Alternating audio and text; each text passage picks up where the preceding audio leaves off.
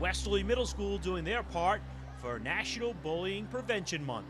Today we are implementing the Ulvaeus Bullying Prevention Program, which is a program we've worked on now for almost 2 years with the support of the Washington County Coalition for Children. We're very proud of the work. Michael Templeton is the vice principal at Westerly Middle, his school using a time-tested method to attack the bullying epidemic. It's got 35 years worth of research from Dr. Ulvaeus in Norway. There are 3 main components of the Ulvaeus program. One is the individual level, which is giving students the tools on the spot to confront things that might come up in their day-to-day life here at the school. The second component will be the school-wide component, and all of our staff have been trained to recognize what bullying is and be able to support students from that perspective. And then finally, the community perspective, which is getting our businesses and organizations in the local community involved in our work. There are thousands of schools around the world who use this program. Debbie Pinkover is a school counselor. It has been about a year in the making, a lot of planning. We did a survey about 1.5 years ago of students in grades 5 through 8 and asked them about different behaviors that they recognized as far as bullying goes and bystander behavior and sort of just the school culture in general. What we found out was that about 45% of our students reported being bullied at least 2 to 3 times a year, which was sort of astounding to those of us that run the building. So we sort of collated that data and looked for patterns and trends, locations and times of day when things were happening, to look for opportunities to have our presence be out there in the building. The entire school staff doing their part. Please welcome Mr. Jablonski. Repeat after me. Round of applause for kindness. Boys and girls, when you look at a situation, you have 2 choices. You can choose to look at something and find what's wrong, or you can look at something and try to find what's right. One of the most staggering statistics we found in a positive way was that almost 95.5% of our students felt sorry when something happened. I could not be more excited about that statistic because what it says is you want to help, but you just maybe don't know how. Really want to help in a bullying situation, but really need the tools to know how to do that. So that's really going to be a goal that we have. They want to help. We just need to give them the skills and the tools so they can help. Patrick Casalino is a school social worker. It could be just as easy as seeing a friend who's getting teased and kind of going up to that friend shortly thereafter and saying, I saw what happened, man, and that's kind of, that's not right.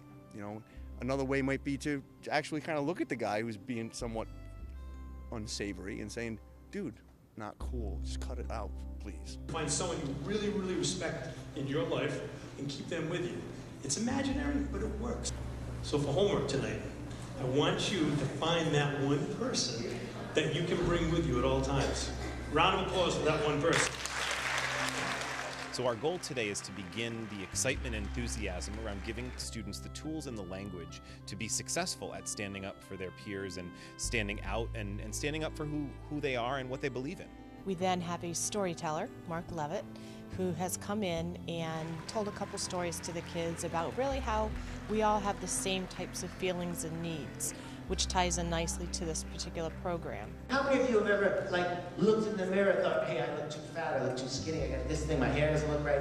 How many have been worried about that? How many are worried about it and refuse to admit it right now? Thank you. Boys and girls, we all, including me, including your teachers, including your administrators, have our insecurities. No one doesn't.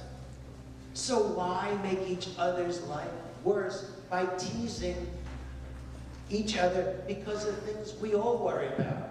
His main message is very consistent with standing up for what you believe in, being positive, knowing who you are and being proud of that. Thank you, teachers.